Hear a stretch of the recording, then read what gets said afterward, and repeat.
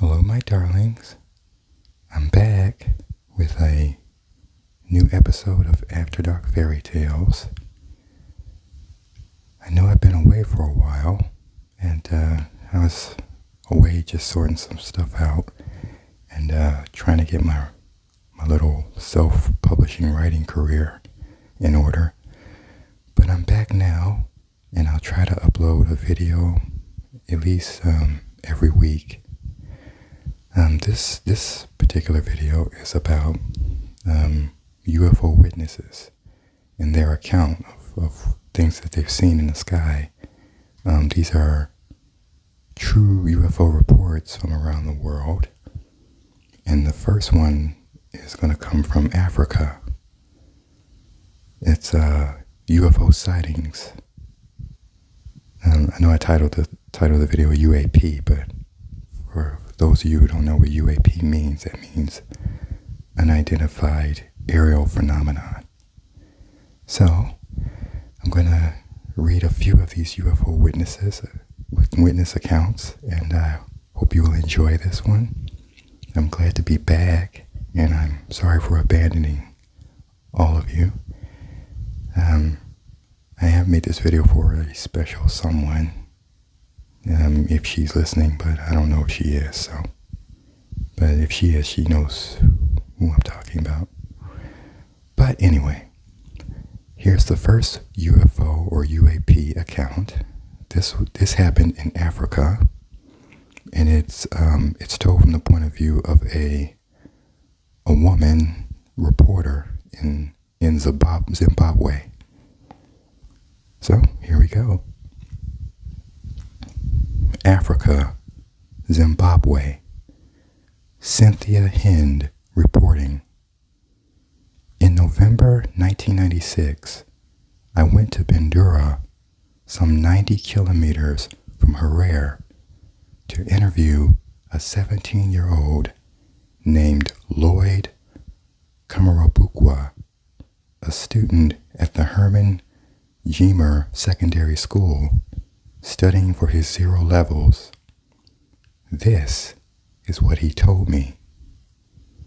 At between 1 o'clock and 1:30 on March 6, 1996, he woke up, and because he knew it would be quiet at that hour, he decided to do some studying for his exams. Whilst thus engaged, he heard a clicking sound, not unlike a telephone dialing, except there are no telephones in this area. It continued for some minutes, so Lloyd decided to check what it could be. He opened the front door and looked outside. He could hear the sound coming from up the road, and when he glanced in that direction, he witnessed something very strange. He quickly went outside and hid behind a hedge to get a better view.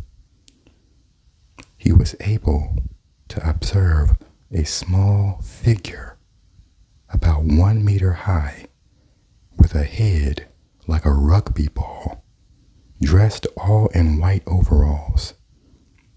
On its back, the creature had a small satchel attached to which was an aerial with a flashing red light.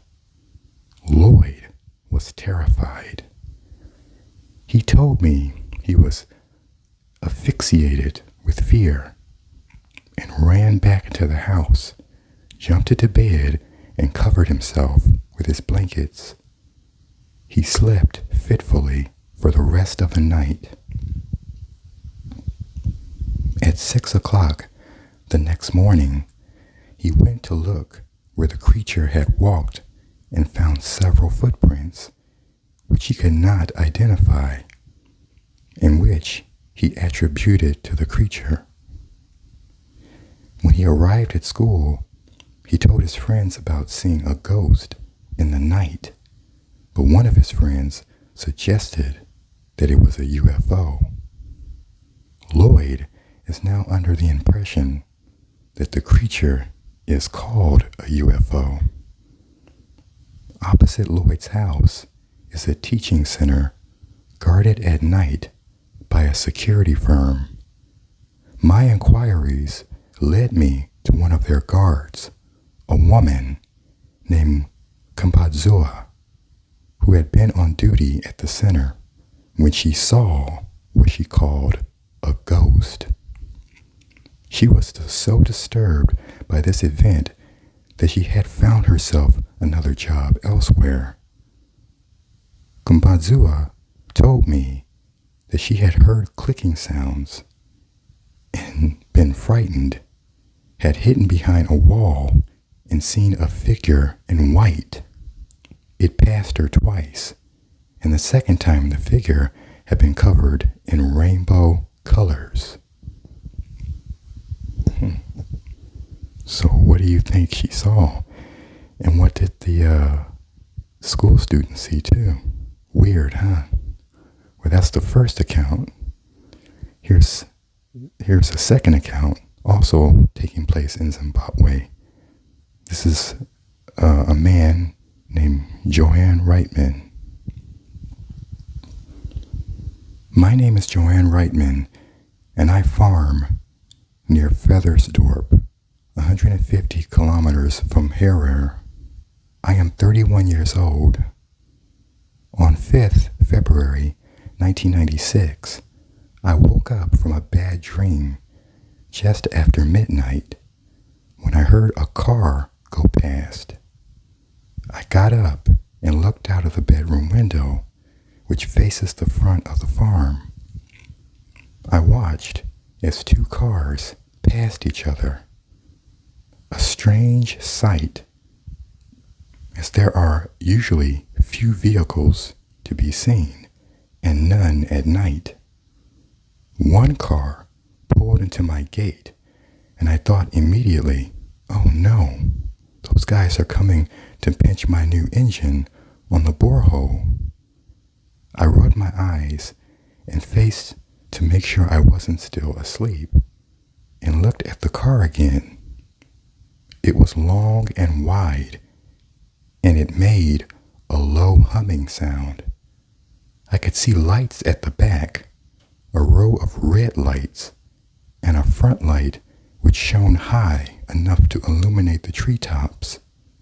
This car, or object, stopped at my gate for a good 30 seconds and then drove on, as if the gate had been opened, and that was it. It was gone. I took my torch, my rifle, 4 farm workers, and my dogs, and we went out to the gate. Despite the fact it had just rained, there were no tire tracks or human tracks on the road. As we approached the gate, I could feel heat coming up from the surface of the road. A really oppressive heat radiating from the ground. Even my ears felt flushed with the heat, and my workers and I were soaked with perspiration. It was about 12:30 hours by now. So when we found nothing further, we all went back home. It was only the following morning that it occurred to me that when we reached the gate, it was closed. This meant the car had disappeared through a closed gate, because I had been watching it when it disappeared, and the gate hadn't moved. The next day, I sent one of the farm workers to fetch some sheep who were lost in the bush, and on his way back, he said he saw an object straddling the road. By the time he reached the spot, it was gone. But strangely enough, the sheep would not walk over the area where the object had been. Instead, they divided around it. My workers are convinced this was a ghost, and because I am a Christian myself, I believe it was a phantom or spiritual phenomenon of some sort. I don't believe in UFOs. So what do you think about that one? Well, that's pretty weird. It wasn't a car. Well, here's the next one. This one takes place in South Africa. This is a witness from a man. His name is Credo Motwa. These names are very exotic, so I hope I'm not butchering them when I pronounce them. But here's Credo's account and what he saw. South Africa, witness a man. My name is Credo Motwa. There are things that fly through the night that you call UFOs, which we in Africa call Abahambi, Abavutoyo, the fiery visitors.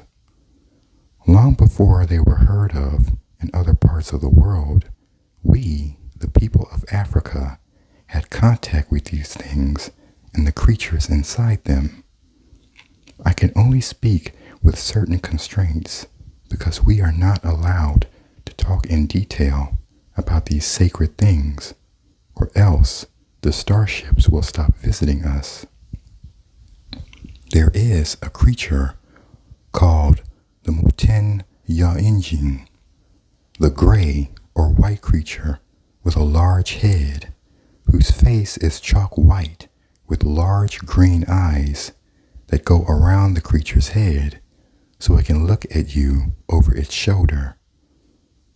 The Muten sometimes captures human beings, cuts them open, then closes them up again and makes them forget what has happened.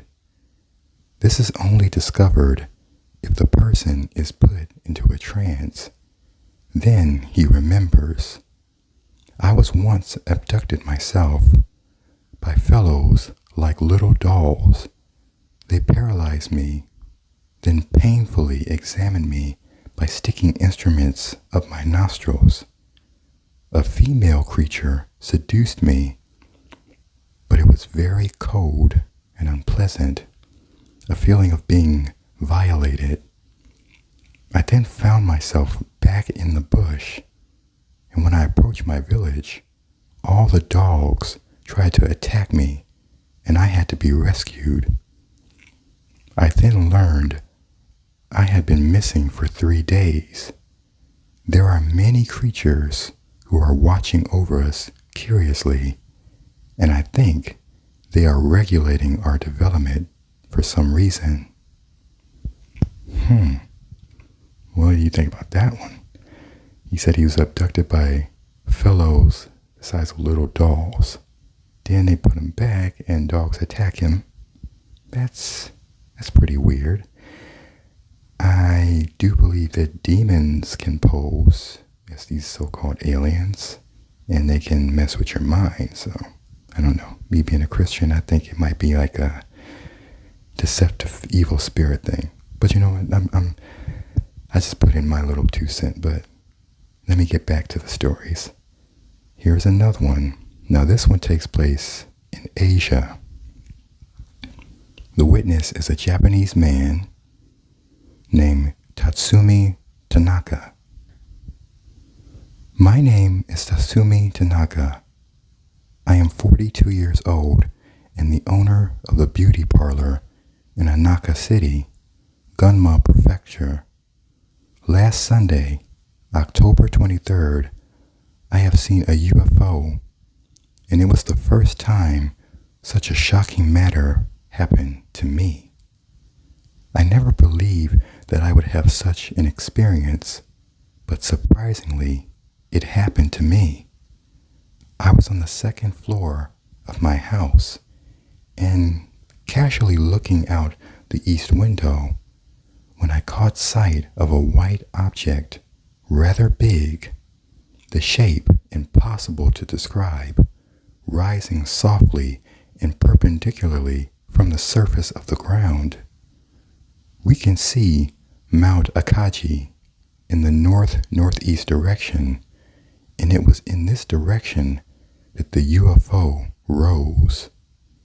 But I could not tell how far away it was. It was about 10 o'clock in the morning. I wondered what it was.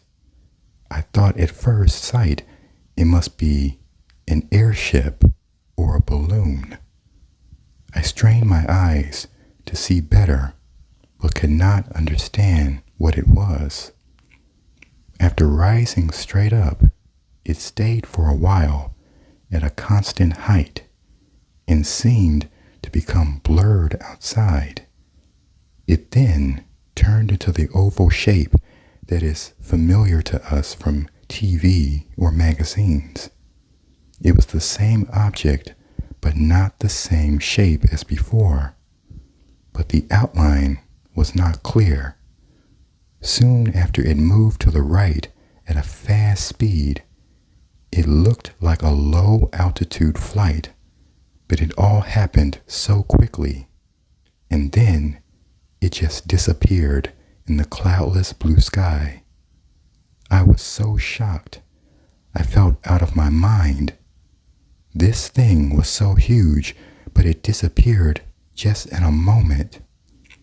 I tried to explain what I saw to my wife and child, who were right beside me, but I couldn't. I just pointed and could only shout out in surprise. My wife was very annoyed and said that everyone cannot see UFOs. Only some people do, and some don't. By then, it had disappeared. I was so excited that I went outside with my daughter and searched the sky, but it was too late. I still can't believe I have had such an experience. I will never forget that moment and that speed, something beyond common sense. It means to me that things exist that we don't understand. Well, that seems very interesting. So what did he see with his wife and baby? Well, here's another witness account, and this one took place in Saudi Arabia. The witness is a man, and here's his story. I am called Shahi Bu Hanan. On Thursday, March 26, 1966, I was camped with a party of Bedouins. We were staying near the beach outside the town of Jubail, near the oil fields. That night, we were relaxing around the campfire, looking up at the stars from time to time, just as usual. Then, suddenly, something never before seen appeared in the sky. It was a very large, brilliant blue light. It had the definite shape of an oval. I rubbed my eyes in disbelief. So did everyone else. I thought we were dreaming. We watched the bright blue oval for several minutes as it hovered directly overhead, not too far away. Then, suddenly, it was gone. Wow. So, what do you think about these stories? Are they getting these witness accounts? Are they getting weird or what? But they're out there. I don't know what to say. But you guys let me know what you think about these. Here's another one. And this witness is a woman. This account takes place in China. Now here's what she saw. My name is Wang Kankor. I live in Pusulu, a farming village 68 kilometers from Beijing. In my village, we believe something mysterious, perhaps cosmic forces, made themselves visible to us on December 11th, 1999. In the early evening, we saw an object about the size of a person and shimmering with golden light moved slowly up into the sky from behind a nearby mountain. It was so beautiful, sort of yellow shimmering. It looked like a supernatural being floating slowly up to heaven. This mysterious yellow object seemed to hover above the red roof of our small village hall. We just stood and watched until it suddenly disappeared. Then someone reported it to the authorities. I knew this was something very real and very important. Now here's another witness. This is from a man, and this also takes place in China. Now here's his account.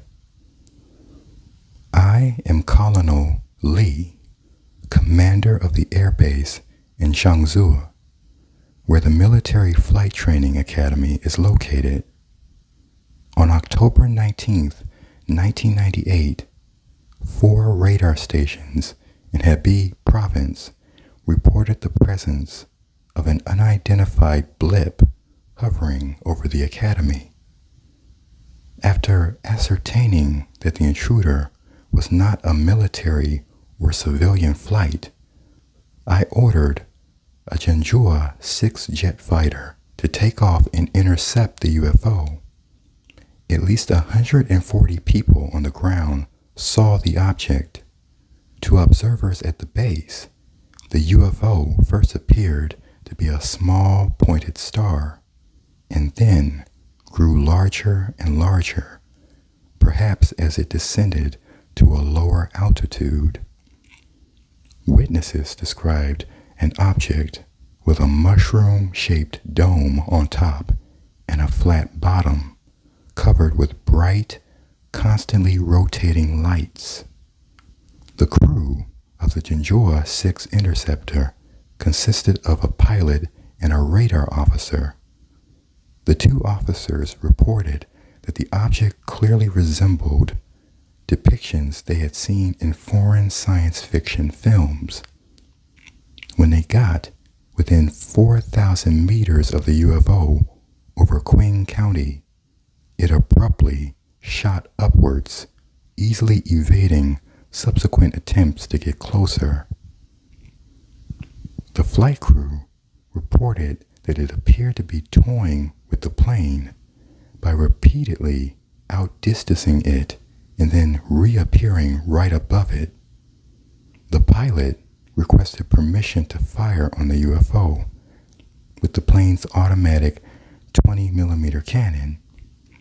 I denied this permission to shoot and told him to continue to pursue and observe the object. The pilot broke off pursuit at an altitude of 12,000 meters when the plane began running low on fuel. The UFO then apparently disappeared before I could order additional planes to be sent to the area. Now that sounds really freaky, but I don't know what these craft are. They claim that they might be reverse engineered craft, that the military is using alien technology, but I don't know. It's weird stuff. Some say that they could be life forms like jellyfish, but you be the judge. Here's another witness account, and this is from a man who lives in India. Here's his story. My name is Kanan. I am a teacher at a boys' school, Gurukula, run by ISKCON in the village of Mayapura, West Bengal.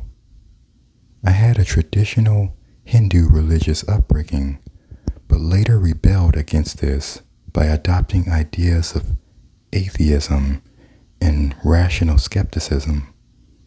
However, I have now regained my interest in spiritual questions. A few years ago, I saw something that was what you would call a UFO, but I believe was a Vimana. It was during the Desert Storm battle. I had a class in the evening and I was listening to the BBC news of the battle with some of the Bhakti Sastri boys in front of my house. We were following Saddam Hussein very meticulously, all his movements. So I would put all the boys in front of my house in the evening. We would lay out a mat, put out the lights, and play the radio under the stars. It was about 8 p.m. As I was sitting there, I just looked up and saw this very bright blue light overhead. It started from the Dhruva star, the pole star that can be seen behind our school building. It started from there and it was moving very fast. Then, when it came directly overhead, it seemed to slow down and then stop. It had a tail at the back that started small and became bigger. And very clearly, there was a solid object in front of that. It was not at all like a star or a satellite, and it was not very high. I was already staring at it when one boy said, "What is that, Pradhu?" And then this other boy said, "What is that? What is that?" We all got up and were looking at it. There were 6 of us, 5 boys and me. My wife was in the kitchen cooking something, and she came out too because we were all shouting. So it was at maybe 1.5 palm trees height from the roof of our hut, which is not very high.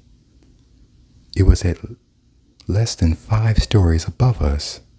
We saw it very clearly. Most of them were concentrating on the light.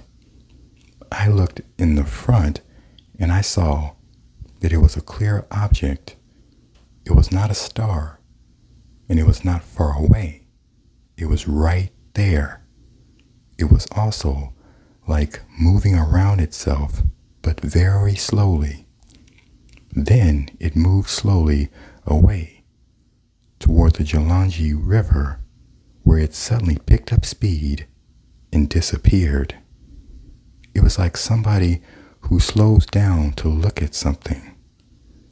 It was very, very interesting, and the boys kept asking about it. Boys ask all sorts of questions, but anyway, to my understanding, it was actually a Vimana, and for some reason, they can become bigger or become smaller. It was an abnormal thing, and we were completely helpless just looking at it. When I described it to a Muslim gentleman, an old farmer, he said that in the sky over Mayapura, there are so many things like this. Things come, things go. So many things happen because this is Mahaprabhu's place. So it is not surprising that such things are seen in the sky over his land. So, what do you guys think about that? Did you enjoy this one? Now, this is just part 1 of UAP Witnesses, and I'll be back next week with part 2. There's more of these witness accounts from all over the world of these strange unknown craft that are not your conventional plane or fighter jet. So, I hope you enjoyed this, and let me know what you thought about in the comments. I hope you're happy that I'm back. Hope none of you will get mad at me and unsubscribe. If you do, that's okay. But I hope you enjoyed part 1 of this, and I'll be back again with part 2. And let me know what you thought about these accounts, and even drop a comment saying that, if you witnessed anything unusual in the sky. But I'll be be back with more. And until then, good night, my darlings.